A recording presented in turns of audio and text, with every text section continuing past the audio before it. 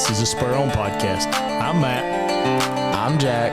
And sometimes Cooper. As we have conversations with people in the Western culture, from NFR champions to custom bootmakers, and everything in between, we are in pursuit of two things: how they got the way they are in their careers, and their walk with Jesus. So we hope as you listen, you're encouraged, you're entertained, you're inspired, but mostly you're spurred on.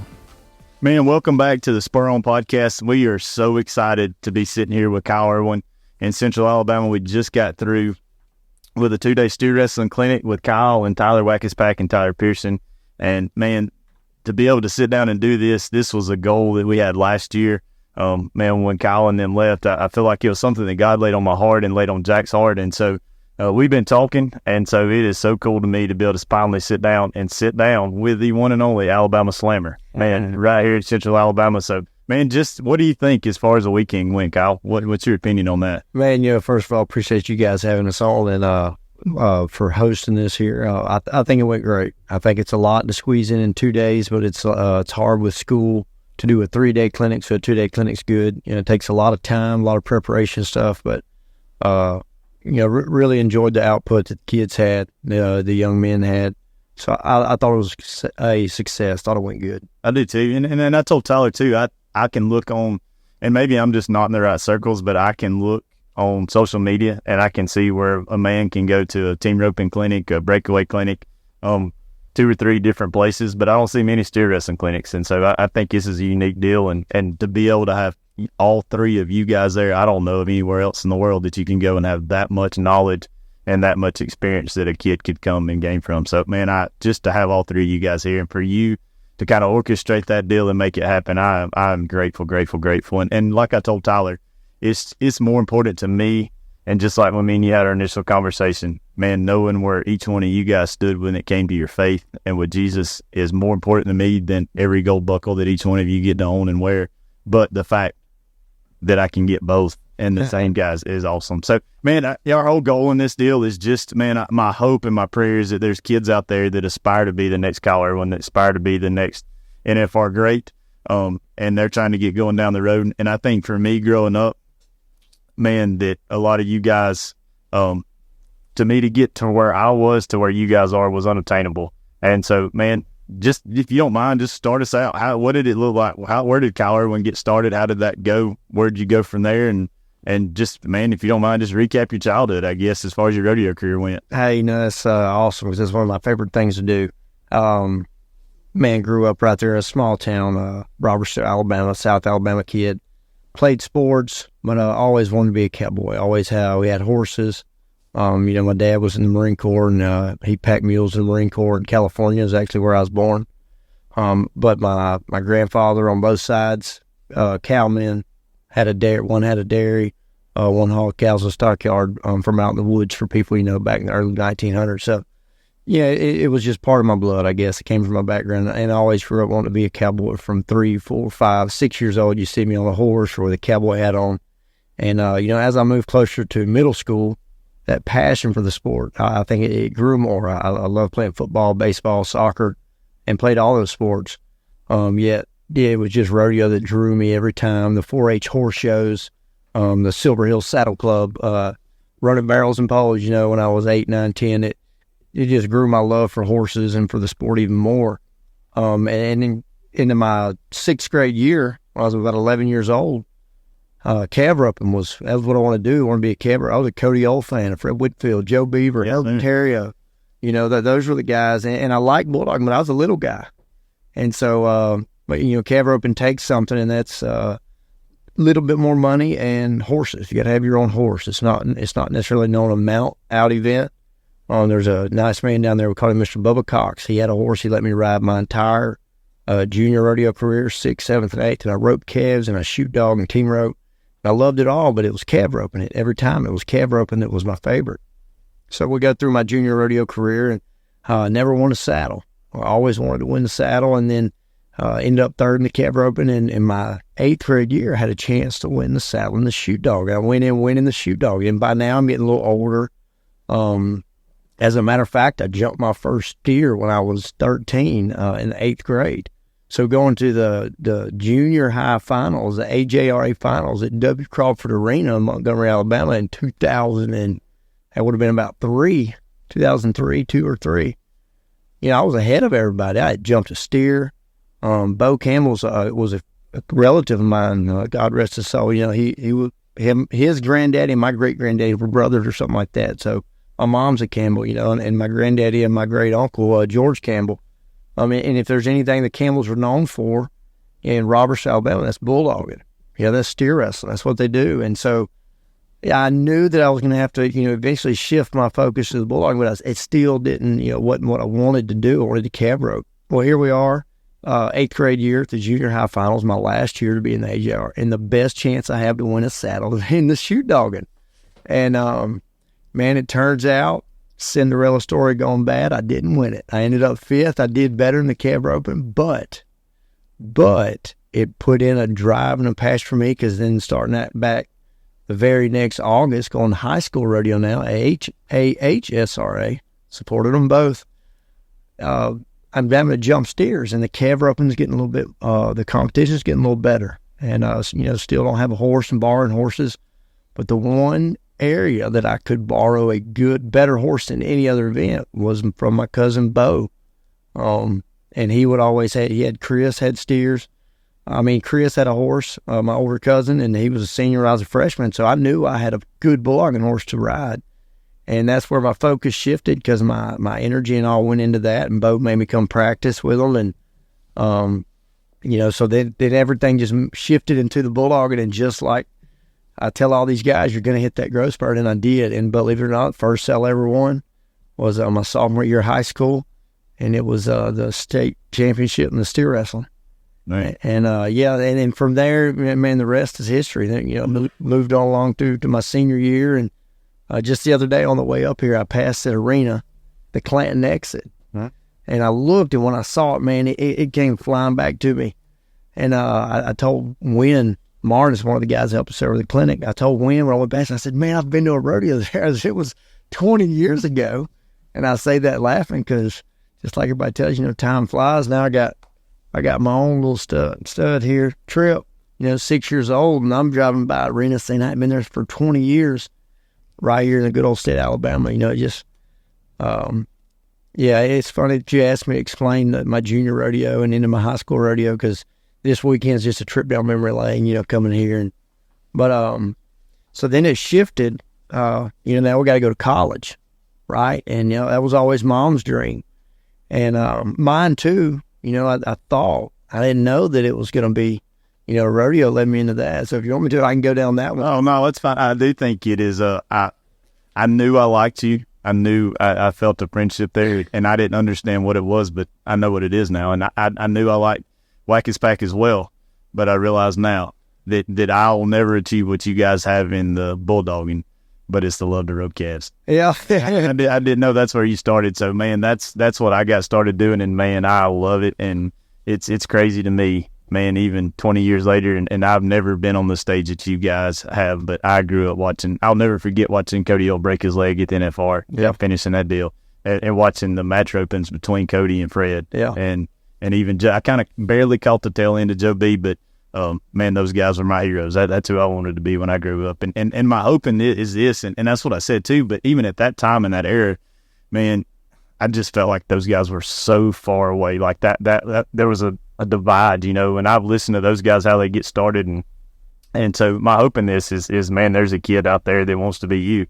And they're growing up. They're like, man, what do I need to do to pursue that? So, yeah, I mean, college, what did that look like? How did you complete that whole deal? Well, I did. I sure did. And college was interesting, because my mother was sitting beside the guy that ended up being my rodeo coach, Guy Smith.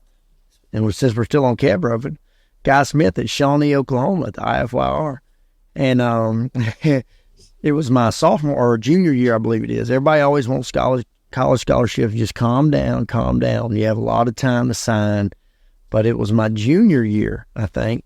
And my mom was sitting there, and she was talking to him, and the guy said, well, I'm a college rodeo coach. I'm here recruiting. She said, oh, are you here to look at my son? She said, what's your son's name? I said, no, it's Kyle Irwin. She said, he said, no, sir, I'm here to see a young man named Cody Harris. Cody Harris is also a distant cousin of mine. Cody Harris was a cab roping fool back in the day. Now he does better with the hit TV show reality series, Cowboy Way, Alabama. Right. That's pretty good with him and Booger and Bubba. But no, me and Cody ended up being college roommates, but we team roped together in high school, and the coach said, "No, I'm here to see Cody Harris." And she said, "Well, you need to look at my son too." And it ended up being a good deal, and we went to Altus, me and Cody and another guy from Alabama named Buddy Childress, and we went to Altus, Oklahoma. It's in western Oklahoma, and it's a junior college. So we go there, did 2 years there. And then I've always, one other event that I loved, and I skipped over that. My freshman year of high school, I got on 5 saddle bronc horses. Man. I always loved saddle bronc riding, loved watching it. And the main reason for that was, I never will forget, I don't remember the gentleman's name, but he said it just in genuine conversation. The only buckle that says cowboy is all-around champion. Every other buckle states the event that you won. And I always wanted to be a cowboy just so bad. And I really always wanted to be just like my great uncle, George Campbell. He didn't have any kids, and I was maybe one of the closest things to his son, because I was with him every day and worked cows with him. And anyways, I always just wanted to be that guy that you could put me on any horse. I could do any event. I was good at it. And so then you watch saddle bronc riding, and they say, you hear, well, the true all-around champion worked both ends of the radio. Well, I strapped my hand in a bull rope. My boy here thinks he wants to. And I'm not getting on a bareback horse, but saddle bronc riding, I liked it. I'd rode some colts. Needless to say, it didn't last very long. I got on 5, but I still loved it. And so throughout high school, I wanted to be that all-around cowboy. In the college, I wanted to be that all-around cowboy. Well, it starts to shift a little bit. You get to college, you go to weeding out. Now you're pulling all the high school states into a more mature, more, got to make calls for myself. Some horses start getting took better care of. Some start getting took care of worse because mom and dad aren't doing it. You just run into these things as life. And so when I got to college, I had to really then pick an event. And I chose steer wrestling. And my freshman year of college, I was fortunate, made the college finals. My second year of college, I ended up winning the Central Plains region, which is Kansas and Oklahoma. And then start of my junior year, I'd ridden a guy's horse named Cody Woodward. I'd ridden his horse. He went to college at Northwestern Oklahoma State University. It's in Alva, Oklahoma. And not many people know this, but I went to Mr. Craig Latham when God rest his soul. When he was still alive, he was the coach. Goodwill, Oklahoma, panhandle him and Robert Ed Bauer. Robert Ed Bauer and my cousin Bo had a really good relationship, and they traded horses a lot. And Bo, he always wanted me to go there. He knew I was going to be the avenue to carry them horses back and forth out there to college. And for some reason, the day I went to sign with Goodwill, their Panhandle State University, I just had a change of heart, man, and just didn't really think that I was going to like it out there. I don't know if you've ever been to Goodwill or Guyman, Oklahoma. Wow. It's a tough individual has to live out there. There's nothing. You can watch a dog run away for days. And my friend Cody Woodward, whose horse I've been riding, he said, "Man, why don't you come to school to Alpha? We could rodeo together, and you've been riding my horse." And I decided to do it. And long story short, you spend 2 years there, and into the final semester of college, in steps Stockton Graves. I try not to give Stockton too much credit. He was a crucial point to my success at the pro level, because Stockton was one of the first ones to tell me, "Hey, kid, you've got what it takes. You could make a career out of this. You could do this." And so college was good for me. College was, mom and dad didn't send me money. Glad they didn't. There was times I wondered what the heck. I'm glad they didn't. I had a kid tell me the other day, "Well, I can't make it to practice. I'm having to work. Hey, hold up. Until you do all that without a vehicle, then call me," because I did it without a vehicle. It's one of the greatest things that ever did for me as far as building a characteristic I'll always carry, and that's my character. And man, I can talk with anybody, my personality. And I had to. I've bummed rides before. I always kept my goal in mind. I always kept what I wanted to achieve in mind. And it wasn't a win at all cost attitude. But I mean, sometimes you got to ask for a ride to class. I had to keep scholarship, Mom. That was Mom's rule. You better not come home. Right. I was winning the region. I had my coach telling me, you've got what it takes to go to the pro level. You don't drop the ball now, quit school because you can't work or whatever. And you know, that was huge to me. I didn't know that either, but to me, that is so stinking huge because I feel like the guys that I personally know that have college rodeo, well, there's a lot of things that you just said that really, because I personally feel like college rodeo weeds out a lot of potential NFR qualifiers because they get to that place and like you said, mom and dad's not there. It's not that they don't have the talent. It's not that they don't have the ability. It's not that they don't have the backing, but they lack the maturity or they lack the whatever it is. And they go wild and partying and Yep. girls or boys or whatever, man, becomes more important. And that's what drives them. And so, man, I have to tip my hat to you to do that. And then the second thing of that is, man, not having a vehicle in college, but being on the college rodeo team and keep pushing. Hey, now, and this is a true story. I hitchhiked a trailer and a horse from Robertsville, Alabama to Alva, Oklahoma. It's 19 hours, mind you. Hitchhiked through calling guys. And now, was it my good fortune, or I think the good Lord was looking after me, Right. that a rodeo announcer was at the rodeo in my hometown, or in Foley, Alabama, right down the road, Right. the same week college started. So I missed the first week of classes, but oh yeah, he lived in Fort Smith, Arkansas. So I get to think, all right, he had a dually, wasn't hauling a trailer. I had a trailer and a horse. Can I hook my truck to your, I'll split fuel, we go, heck yeah, come on. What you gonna do when you get to Fort Smith? Because I can't go no further. Called a good friend of mine. Still to this day, we keep up with each other. Said, hey man, it's like 7 hours from Alva to Fort Smith. Any chance you can come get me and this trailer and this horse? He laughed, shoot, yeah, I'll beat you there. And he did. And we got back to school, we got home. And it just proved to me that, you know, I'm not saying go out of the way to be a burden to somebody, but I need you. I'm doing the right thing here. Like, I'm trying to get back to school. People say, well, how come your parents? Well, at the time, I had the only truck that our family had to rodeo out of, and it was in the shop in college. Long story short, I ended up having to sell it to the mechanic because I couldn't afford to pay him to fix it. This is a true story. Couldn't afford to pay him to fix it. Sold him the truck. He gave me the difference. Wasn't very much. Right. And by this time, my parents told me, you know, this was my senior working into my 5th year. Took me 5 years to finish. I was assistant coach, the 5th year student coach or whatever. But I mean, it just showed me, like, when you really want to achieve what you want to achieve, and I wasn't pushing over nobody or doing nobody wrong, but I mean, you just got to ask them favors. I've given away some NFR tickets the last couple of years to pay for those favors. But wow, how God provided in the most unique ways. That's what I love the most about my life. And I laugh, and some people probably say, there's no way I could do it that way. But finances, huge in finances, opportunities, kids. I mean, it's so just off the wall. Never would expect it. And it goes to show me his time and not mine. Right.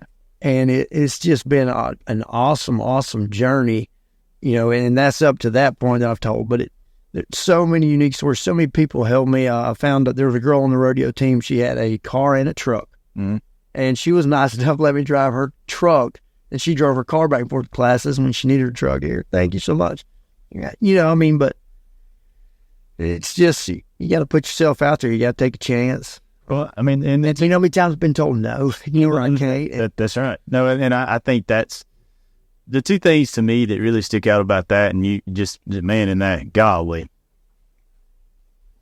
that's good stuff. But the two things that really stick out to me is, man, your will to persevere and not take no, like knowing, like this is, and that's something that we talked about with Tyler too, is, man, is knowing your goals and going to them. Regardless. And then the other thing, man, is, and I'd like to get to this in a minute, but how important it is, how important are the people in our lives? Every single one of us only have enough room for so many people. And so how important is it to be successful to have those people in your life? How important is it that you need to be surrounded by those type of people? Oh, so much. It really is. And I remember right before I went to college, you know, I was a 18-year-old South Alabama 2-time state champ bulldogger that thought I'd conquer the world. And And I remember telling the guy one time, I said, I want to go pave my own path. You always heard the story. You can tell a young man which road to take and to not go back in the jungle. Or you can say, here's a machete, carve your own path. And I'll tell you which one the guy's going to take. He's going to carve his own path. I'm telling you, don't do that. This way, go, let me try it, And so I remember saying one time, I want to go to college where I don't have any connections, and I want to make it. And I remember a man telling me one time, he said, Kyle, you want to reconsider that. That's why he said, man, you never know when you're going to need somebody. And yeah, you can meet somebody and make it, but it's good to know somebody. And he was so right with that. But at times you got to step out there on that limb and go places you don't know people, but you're going to need them. I promise you, you're going to need them. And not necessarily a support system, somebody that could just drop anything at the drop of a hat and come help you physically, but somebody that can pick up the phone and, hey, I'm going to talk you through this. You got it, and I had a lot of that too. I had a lot of people that believed in me, but I also had a lot of people that didn't believe in me. And I think they almost drove me just as, as much to get it done. So it's a juggle, but having the people behind you that push you, all that, it's so crucial. It really is. Well, and I'm sure there's going to be a lot, or I hope there's a lot of kids out there that listen to this that don't have the money. You know what I mean? They don't have the money to have a brand new 450, and they don't have the money to have a brand new twister. And so, man, there's no hope. Like, I can't make it. And so you just heard right here on the Spur On podcast that Kyle Irwin is the only person I've ever heard of that hitchhiked a horse and a trailer 19 hours. So I've heard of a lot of people that hitchhiked before on their own, but man, to get somebody to haul you and your trailer 19 hours, that is pretty impressive. That's probably more impressive than the average win this year. Just that. Harder to pull off. So, man, that's really cool. Well, from there, so college, you finished college. What did that, do you, amateur rodeo, or did you go ahead and try to fill your men, or where did that go? Okay, so that's interesting in itself, and that's where rodeo offers something that no other sport does, and that is a very, very unique stepping stone process, I call it. And you said it just a second ago with college rodeo weeds these guys out, and it does. I've heard so many of them, I ain't no college rodeo, why not? Well, they went, and it takes them a couple years. There's a growing process in there. And a lot of guys that try to go straight from high school that could get it on and go straight to the pro level, and rodeo allows that. Baseball don't allow it. NFL, you got to be selected, but rodeo, if you can pay to play. Right. Broke, poor, whatever, if you got enough entry fees, a lot of places anyways, and you see those guys just struggle to win, and as expensive it is, they almost get behind the eight ball a little bit. Talking about other sports, rodeo is the only sport that you're not guaranteed the money if you... Right. You have to win and be 150 guys in it. They're going to pay 10 spots. What? Right. Oh, yeah, and the top 5 of those 10 really pay good. The other 10 not bad, but when you figure what it costs to buy a tire now and the entry fees and the fuel to go, so that's something to think about. But so I got done with college, and I had amateur rodeoed the latter part of my high school career and into college, and they're called the PCA. Mm-hmm. They're right here in the Southeast, and man, Joe Beaver said it one year on a show I was on in Vegas, and somebody was talking about how fast, and everybody can do it, everybody can, but it seems like us guys from the Southeast out there in Vegas, it's so fast. It's incredibly fast to start, and it's really unnatural from what we're used to doing. You're kicking before the gate really opens. And how the guys from the Southeast seem to respond so much quicker to that in other areas, but those guys can do it too, but how come? And Joe Beaver said, he said, man, those amateur rodeos down there, those PCAs, it was go fast or go home, right? And little bitty pins, it's the same setup pretty much. And I was fortunate enough to experience that through going with Bo, helping Bo with his rodeos, Will and Luke and Chris, and I was around that. I tell people I've loaded my own steer before. Play over Bo when we were short-handed, load steer, then go get on the horse. And so it didn't bother me. And so from college, I just seemed to kind of roll right into that professional scene and stand my own, I guess you'd say. Now, still the stepping stone process, which I did it the way I think someone should do it, juniors, high school, college, pros, and in between it all amateur, because I still like going to the PCA rodeos. But when Stockton told me that my senior year, I was doing really well, won the saddle, the region my senior year, and he's like, hey, you got what it takes. I'm like, what do I got to do? And it's the same thing I was telling these guys the last 2 days. You got to keep doing it. You just got to keep doing it, but we got to perfect it. And on my permit, I never forget the second pro rodeo I ever went to. I won second. It was Guyman. I had Guyman. And that was one of the reasons I thought about going. I was a junior in college. I was a sophomore in college. And I won $50-something $100. Filled my permit, second rodeo. And dang near I was in the prairie circuit then because I was in college out there. I remember Spud Duval told me, he said, yeah, you dang near made the circuit finals. And and I didn't think there was going to be another broke day. This is so easy, man. This rodeo paid $5,000. I've never had that much money in my life. Yep, that's coming. I just won the region in college. I was 19, 20, just won the region, just won $5,000 this rodeo. I got it figured out, Mom. And I don't think I placed at another rodeo for like the next 20 rodeos. But I make the Prairie Circuit Finals. They're stepping stone rodeo offers, the PRCA offers. Make the circuit finals against Stockton Graves, Sean Mulligan, Shane Henderson, Stuart Gould, Jeff Miller. I mean, just some guys out there in that circuit, all the Duvals that you competed against, Tom Duval, Riley Duval, Spud Duval, Ronnie Fields, Dean Gorsuch, I didn't say, all these guys are in that circuit, and I just made the circuit finals with them. Go to the circuit finals, my first one, I don't think I placed, maybe placed on one steer. I mean, those guys handed it to me there. Didn't run, I go back to the gym, go back to the practice pen, the drawing board, and just kept working that system that they offered, go to the circuit rodeos, and then fast forward to 2012, all that's 2010, 11, 2012, Stockton tells me, you got what it takes. We're rolling into May now, fixing to graduate college. This was my this was my fourth year, but I'm done college rodeo. You already know you're going to come back another year. Won't you go pro rodeo with us this summer? I told him, I said, Stockton, I'm not from one of those families where if I get broke, I can call home, get more money. If I run out of money out there on y'all, and I don't want y'all counting on me to be a fourth of the fuel bill and everything, and then me let y'all down. I was afraid to take that chance. And what he told me, I never will forget it. But he looked at me, and Stockton, he can be a hard guy, but I love him, man. He's great. And he gritted his teeth. He said, this way, you got to stay hungry. He said, you can't ever get complacent. He said, what you do is you bulldog great when you're broke. You get a little money, you slack off. You get broke again. And man, believe it or not, I have won more money when I've been backed in a corner. I tell people all the time, desperation will cause a guy to do things he didn't know he could do. Really, it's God. But I almost think God allows us to get in those opportunities, those times, and he puts those people in our lives. If we accept it, you said if we'll be obedient, it might be a Stockton Graves to tell you, hey, dude, you got what it takes. Stay hungry. And, dude, I almost made the NFL that year, 2012. Yeah, I was 22 years old, senior at the college finals, senior in college, and missed the NFL by 6,000. Well, that's crazy because when we were talking to Tyler, too, I think he said his first year he missed it by 10. And then somebody came to him like, man, you're 60 or whatever, and he's like, man, I was 10,000.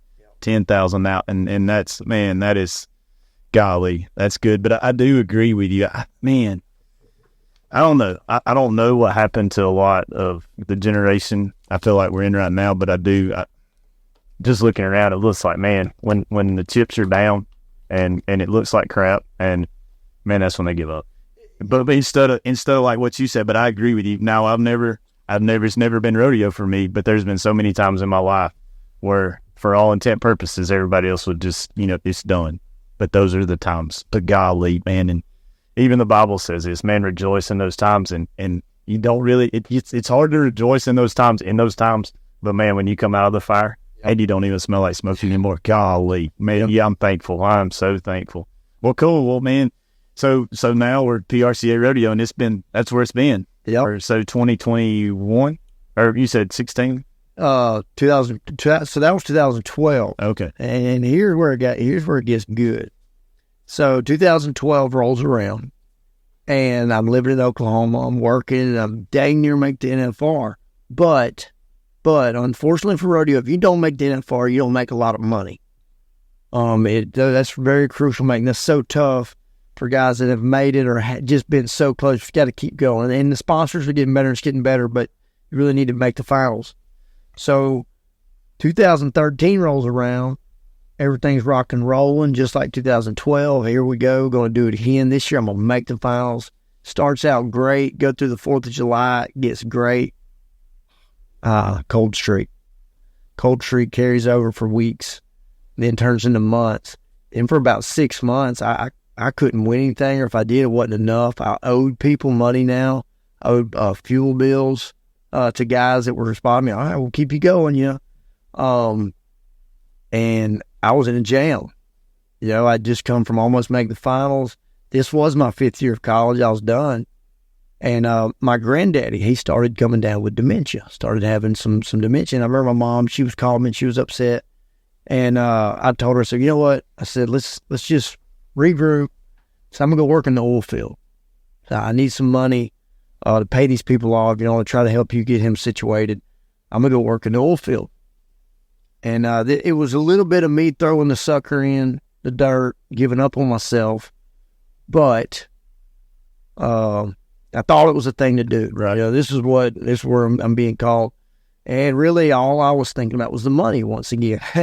When thinking about where God can have it show up, I was thinking about the money. But I think I went through this process. He allowed me to go through this process because it shaped me in so many ways. Well, I went through that stepping stone process, right, in rodeo, and I'd made the Prairie Circuit Finals for about the 3rd or 4th time now, and I ended up Stockton, old rodeo coach. He won the year in and the average one year. He kicked our tail at the finals. He's bad to do that. Well, they take second in the year-end standings if that happens, and that was me. So I get to go down to the Ram National Circuit Finals. No vehicle. Remember, I've been like 2 years now without a vehicle. No vehicle. Broke. Need to work. But I still need to practice. So I'm trying the oil field, and the guy that was out there with me today, Tyler Pearson, me and him crossed paths. And it's through my cousin Quinn, Q-Ball would call him. They were buddies. And it was through him that me and Tyler really got connected. I'd seen him at the PCAs and stuff, but he's a little bit older than me. I always give him a hard time to say that. And I tell him, kind of my dilemma. And he's like, I got some buddies in the oil field. I can get you hooked up. I'm like, man, if you could, that'd be great. So he gets me kind of squared away, and he's like, hey, why don't you, come stay over here?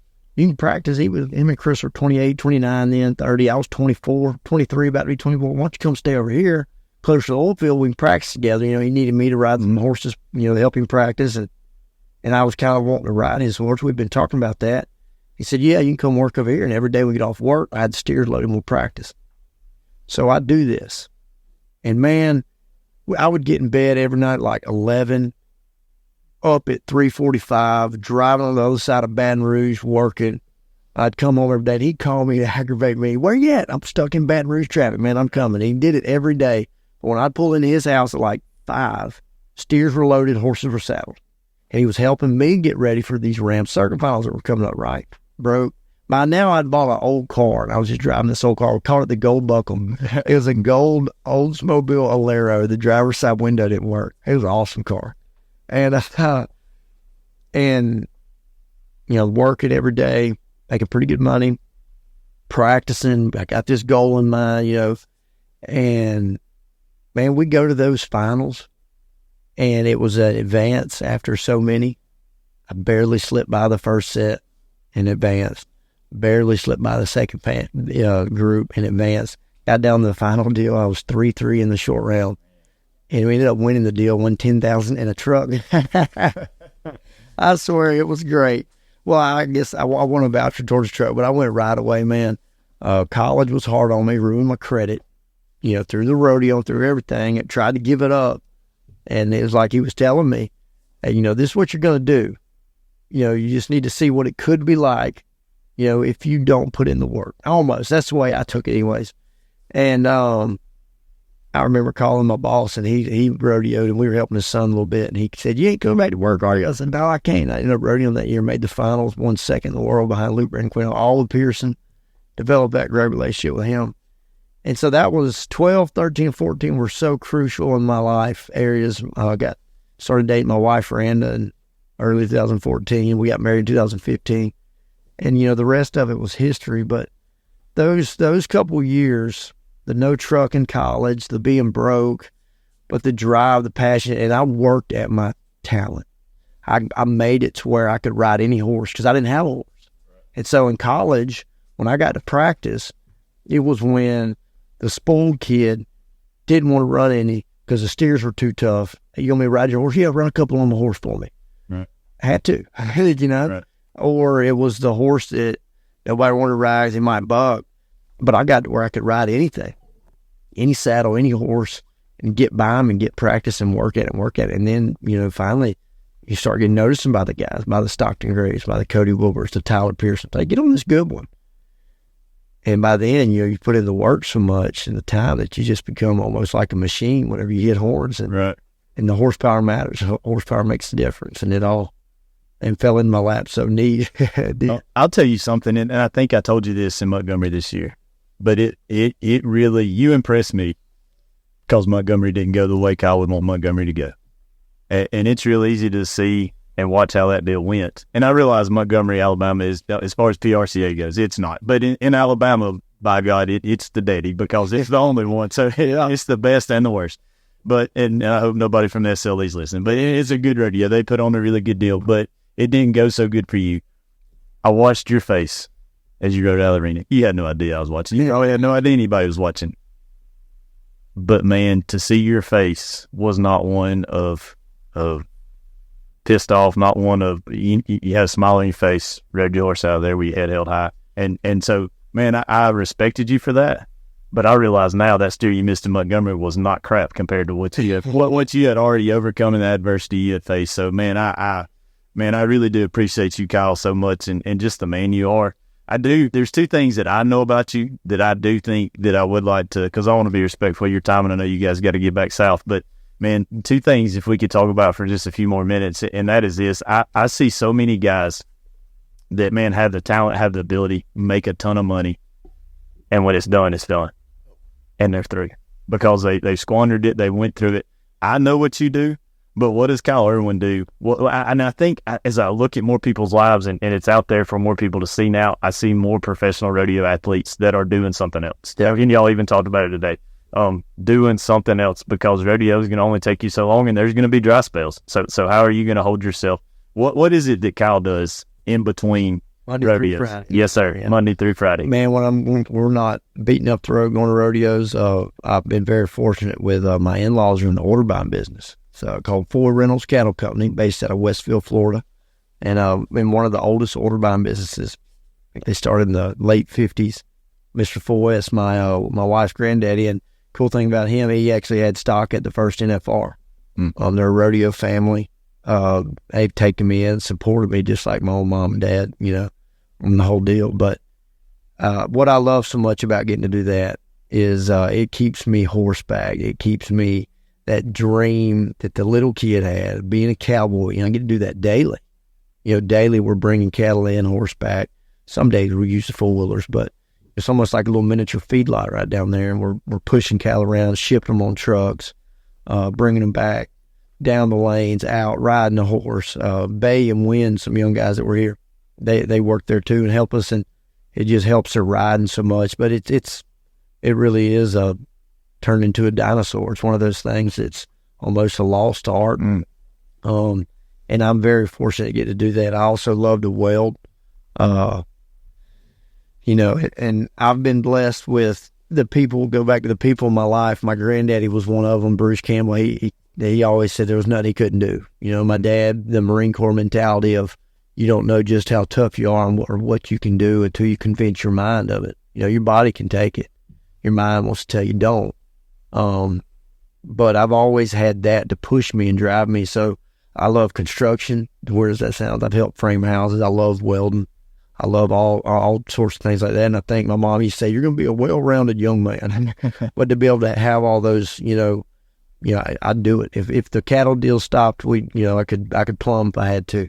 The rodeo deal, one day it will come to an end. But the deal with that is just to be smart. I remember Victor Deck told me one time whenever me and him really got to be buddies, and we was talking about my bulldog. And there's only 3 bulldoggers from the state of Alabama, myself, Victor Deck, and Bill Pace. And Victor's known me since I was a baby. And I remember he told me one time, he said, a man told his son, he was a bareback rider, and his dad was a janitor at school. And he told his dad that he was going to rodeo. He wanted to rodeo for a living. He said, well, I'll tell you this much, son. He said, never put any less than what a janitor does in a day's worth of work. 8 hours. You want to be a bareback rider, you put 8 hours into bareback riding. Whatever you do the rest of the time, you don't. And it's tough to have that mentality sometimes because I experienced it. A broke college kid won $100,000 at Calgary. You know, a broke kid from Alabama won $100,000 at Calgary. That's a lot of money at that account. You know, into it. Yeah, and you get to thinking it's never going to end. And just like that deal at Guymon when I was so young, it will. And so you got to pay yourself, take care of yourself, your family, but just know, that even the best businessman, has to put money here, put money there, and just invest in yourself, but invest in your future more than anything. And a lot of kids, you wish they taught that more in school. I remember my accounting teacher in college, he was big on it. Like, your accounts receivable, the money that goes into it, and this and that, all those words you didn't ever want to, memorize, and they matter. And so rodeos allow me to do that, training horses, steer wrestling, these clinics, but the cattle business, that shipping the cattle and the order buying business has been so instrumental to my success. Well, I got one question, and this is just for pure curiosity. So Wackes Pack told us that when his steer wrestling career's over, his goal was to make the circuit finals in the Capra. Is there a chance that the world will see Kyle Irwin? Oh, he's bad. The world in the Capras. I don't know. I think I might have a better shot now than Healing than the Capra, but I'd love to. Honestly, especially when Trip here starts opening the next couple of years, I think it'd be a blast. I do. I do know this. Hats off to the cab rovers in this area. Flanking and tying. I mean, you got to put in the work. You got to put in. We put in some time shoot dogging. When your horse are tired, you shoot dog. But man, if you do it right, the steer carries you. You slide. You hook his nose. He jumps and hits that cab rope. You got to run down that rope, flank him, strain, tie them legs. Oof. I think I'm gonna see if I can get some sponsorships behind this. I think Be good watching. I'm gonna ride Wag's horse. January of 2024, Cedar Creek Cowboy Church. Match time. Yes, I got him on at least one out of it. Well, cool. Well, man, we talked about this with Tyler just a little bit, and man, I want to be respectful of your time, and I want to keep the main thing and the reason we did this. Man, I would just, for just a few minutes, Kyle, man, and the reason you're here, well, me and you first talked about putting these clinics on, and I told you my goal was, man, to help all these kids get better at their event, which for you guys deal is the steer wrestling, but our number one goal was make sure that they knew Jesus. And or not make sure they knew, but to be, Jesus had to be relevant in everything we were going to do. So, man, just what is your faith? What does Kyle Irwin's faith look like in his life? I give credit to my mom. My mom, when I was a little kid, just raised in church, grew up in church, my family. And I used to say she's going to beat it in you whether you wanted to or not. But, man, over the years, I've grown so much closer and matured so much in my faith, so much stronger. And it's come from something my grandmother always used to tell me to do, and I didn't want to do it, but reading God's Word. Those trials I went through now, I always tell people I wish I could use the hindsight of my life for foresight. Well, not foresight my life, foresight my kid's life. But the one most important thing, and you hit on it so perfectly today, it ain't dying, I'm talking about it's living, but is where you spend eternity. It's real. It's going to happen. We are all going to die. That word does not scare me. The thought of it doesn't. Maybe the memories and the people you leave behind do, but the blunt reality is I'm going to face it, and I need to be prepared for that. We all do it. We have the easiest, simplest way to be prepared for it, and that's through, I remember Waylon Stuckey preached on one time, ABCs, admit, believe, confess. Just got done with this season of Easter, and what that meant, you defeated death. And so when that word does scare you, I know the one that can help you defeat it because he did it, and he had the same breath as in each and every one of us, that same spirit. But just all the trials, all the everything, and then ran such a wonderful family, and My father-in-law, he's a deacon there at the Baptist church. My brother-in-law, he teaches Sunday school. I always tell everybody I got pretty good examples. But really that highlights and goes back to what you said about that question, the people around you, and especially those two men, but a lot of other guys in the community and stuff. We got a men's Bible study we do every Friday morning, Wednesday morning, do a small at a guy's house, and it just helps you to build that foundation more and more. I tell these guys in the Bulldog and Pen, wide base. If you got a wide base, you got good balance. Right. And life takes a balance. It takes a juggle. And why not let the one who defeated it all, the one that can make it all go away, why not make him a huge part of it? You know, I would try to start my day off every morning with a devotion, devoting my time to him, you know, pray, just grateful for what he's done for me, the opportunities I know that I'm going to have. I know with knowing them, I need to embrace them. I need to prepare for them and give it everything I got.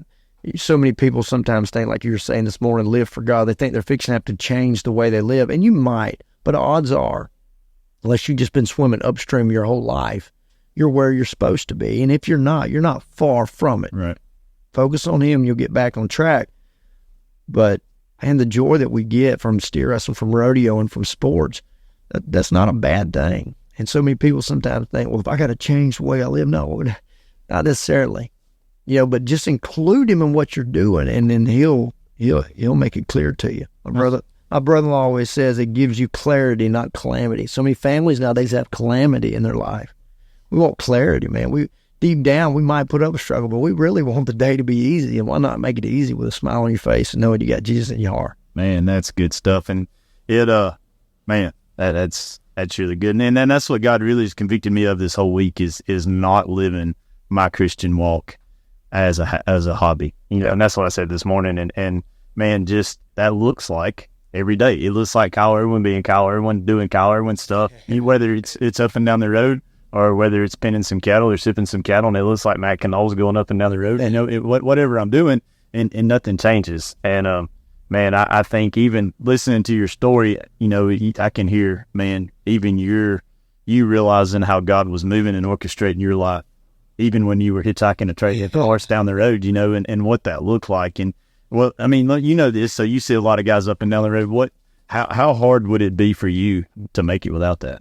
Oh man, it'd be so hard, you know. I mean, some people would say, "Well, Kyle, the fact that your truck didn't crank, well, he was telling you not to." Well, maybe so, but maybe not. Also, you know, it didn't necessarily always wrapped in a gift and just a beautiful sign from him. God, give me a sign. He didn't do it, because it didn't come in the form of a brand new HD 3500. Right. It was a ride with a rodeo announcer who will always be a friend the rest of my life. If I ever need something, you know, I mean, just give him a chance, and you never know what it's going to be wrapped in and look like. And then when you experience that and look back on it and notice it, that's the key. Is to look back and notice the footsteps in the sand. And when you can do that, you just realize how much it matters, he matters, and how much he's been a part of your life and everybody's. I agree. For me too, even when I ran from him, I can look back and see. Yeah. And that's one of those things, man, it takes so much stress and pressure off of me when it says I can make all the plans I want to, but his purpose is going to prevail. Yep. You know what I mean? I can be a screwed up mess, but God's purpose is going to prevail. Well, man, Jack, you got something you want to What is your fastest time ever? I don't want to say my fastest time ever is either 3 flat or 3-1. I can't remember it. I know I was 3-1 in Dillon, Montana one year. I think I was 3 flat in Dalhart, Texas. But if not, I was 3-1. But I know what I want it to be. And Wag says he's going to be the first one to be 2 at the Thomas and Mack. I said, that's fine, because in the very next night, I'm going to be a faster 2. So, yeah. I'd love to be a 2.9 once in my career, but if not, man, when you go down to that fast, that's getting it on. And it was... Well, even that, and we could talk for hours about just in the last 20 years and me watching, let's just use NFR, for example, how much faster everything's got. Oh. You know, I mean, the cap rope and the team rope, and of course, the games change, people change how they even go about it, and that's I think rodeo is really cool. It's evolving, and so many things.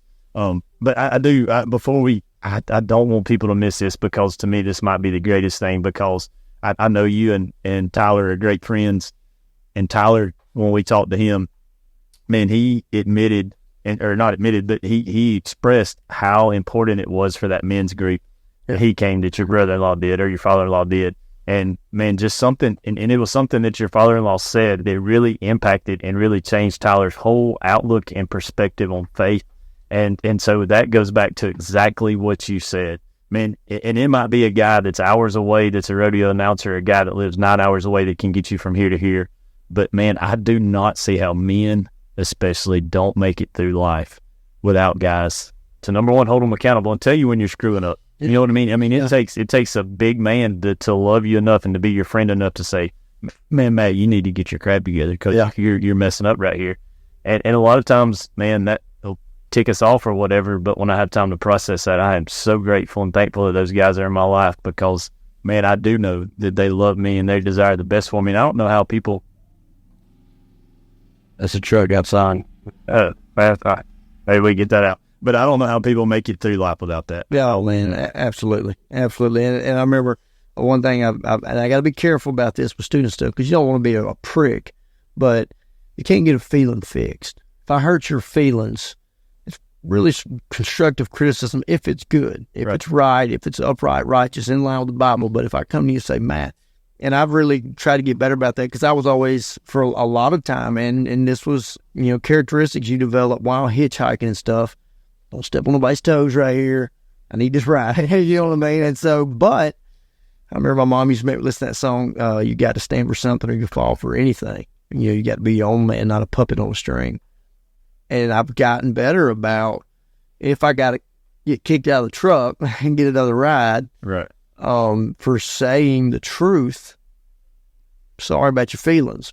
And the older we get, the more these opportunities come about, and especially I'm a talker, and I always say I got the gift of gab, and so I'll have guys sometimes call you and want your opinion, and used to you said what you said to maybe just muffle them or is whatever, but now it's different. Tell you the truth. You really want me to tell you why I think you're having trouble right here? I think it's because of this. Well, you say that. You know what? It don't matter. Just if they get mad and hang up, they're going to call you back, and I love you. I'm telling it to you out of love. And when, like you said, when they really do stop and process it and realize it, bet they call back. Mm-hmm. Hey, man, you're right. You bet. But I love you. I'm right here. Never went nowhere. And to me, that's the whole deal of this is Hebrews 10:24. Let us consider how we can spur one another along with love. And where that came from, and I shared a message one time with that, and we look at spurs, and you look at spurs, and yes, there's times when we use spurs on a horse. It's not pleasurable for them. Mm-hmm. Now, they were designed not to necessarily be used the way we use them all the time, but sometimes it's not pleasurable for them. But our whole goal in that is not to be mean to that horse, not to be mean. It's because we love him and we're trying to get him to do something. And so, the same thing, that's why God said it in his word, like, hey, let's spur one another along. And sometimes, man, I do appreciate you guys so much. And I don't know, Jack, man, you got anything else you'd like to? If you wouldn't have, been professional radio, what would you think you'd have done? I think I'd have been a welder. I do. That was probably the path I'd have been headed down. That particular point in my life, I would have been looking at the money. I got a good friend that does it, and me and him probably would have done it together, travel, went to shutdowns and stuff, or something along those lines. I do have a degree in ag business. I could have got a teaching certified, maybe been an ag teacher or something, but now, sky's the limit. As you get older, people, you settle down, get your job. Well, he's providing. So right now it's a full-time rodeo cowboy and dad. Well, man, so how many more years? Is this the last deal? We got some more in us. I think we got some more in us. Cool. Well, I do. And there, I don't, maybe we can get a chance to sit down and talk another time because I think for a lot of people, they see who the world champion is at the end of the year. But I know that you achieved something this year that takes a lot. And I know it's not a word that we associate with winners a lot of time, and that's being average. Yeah. Man, when you can be average for 10 nights at the Thomas and Mack, that is, and I really, maybe we'll get another chance and we can, but I know you guys got to get south. And so, man, I don't really know how to end this deal except for this. If it's good with you, I just want to pray for you, to pray for your family, and man, what God's going to do. Father, I just come to you, Lord. I thank you so much for Kyle. I thank you so much for his family. God, I thank you for what he represents. God, I thank you for this weekend. God, I thank you for this opportunity for us just to sit here and talk with Kyle. man, I just lift him and his family up to you, Father. I pray that you would mesh them together, God, that you would allow his marriage to be greater and stronger than it's ever been, Father. I pray that you would allow him and his wife to be a greater husband, a greater father, a greater mother than they've ever been in their whole life. And Father, I pray that they have all that, accomplish all that, not for their benefit, God, but for your honor and your glory. God, I thank you for what Kyle's heart stands for, man, his willingness to pour into these kids all weekend, to be away from the rest of his family. God, I pray you'd watch over him and protect him as he travels home. And Lord, we ask all these things in your most precious name. Amen. Amen. Man, I thank you so much, Kyle. Man, I hope you have a safe trip, and man, look forward to the next time, buddy. Thank y'all, Matt. I appreciate it.